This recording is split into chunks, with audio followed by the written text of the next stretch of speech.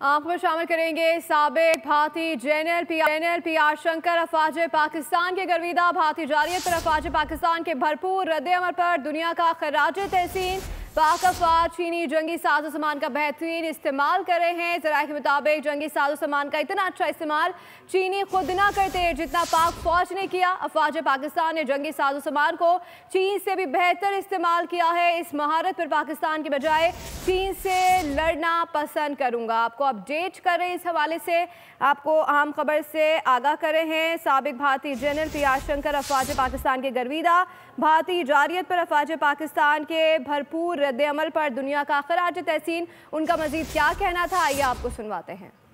इसमें बात करने के लिए नुमाइंदा खुद सलमान अवान हमारे साथ मौजूद हैं। सलमान, जीत ये होती है कि आपका दुश्मन भी मजबूर हो जाए आपकी तारीफ करने पर।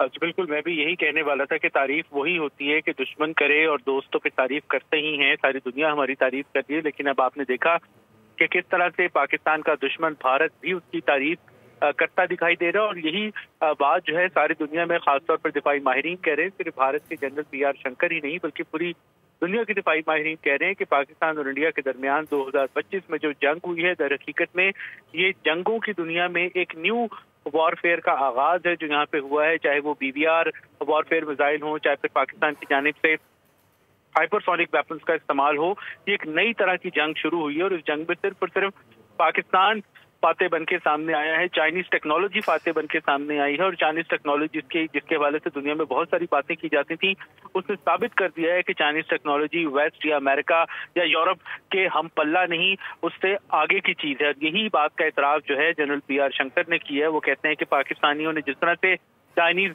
वेपन्स को, चाइनीज वेपन सिस्टम को हैंडल किया है, उसके ऊपर वो एक तरह से शशदर आपको दिखाई देते हैं। और उनका कहना है कि वो पाकिस्तानियों से लड़ने के बजाय चाइनीज से लड़ना ज्यादा पसंद करेंगे, क्योंकि पाकिस्तानियों ने चाइनीज इक्विपमेंट, चाइनीज टेक्नोलॉजी को ज्यादा बेहतर अंदाज के अंदर इस्तेमाल किया है, ज्यादा बेहतर अंदाज के अंदर डिप्लॉय किया है। और यही दलील है, यही कामयाबी का सबूत है ऑपरेशन बुनियानुल मरसूस की, कि किस तरह पाकिस्तान के दुश्मन भी इस कामयाब ऑपरेशन के अंदर डिप्लॉय किए जाने वाले वेपन्स की, वेपन सिस्टम्स की, और सबसे बढ़कर पाकिस्तान की जो मैन पावर है, पाकिस्तान के पायलट्स हैं, पाकिस्तान के फौजी जवान हैं, पाकिस्तान के फौजी अफसर हैं, उनकी प्लानिंग, उनकी जो जंगी महारतें हैं, कॉम्बैट स्किल्स हैं, उनकी भरपूर अंदाज के अंदर तारीफ करते आपको दिखाई दे रहे हैं। जी अच्छा सलमान, ये सिर्फ भारतीय फौज नहीं बल्कि ये भी अब एक सवालात उठ रहे हैं कि मुख्तलिफ दुनिया के अफवाज अब पाकिस्तान एयरफोर्स से ट्रेनिंग के ख्वाहिशमंद है।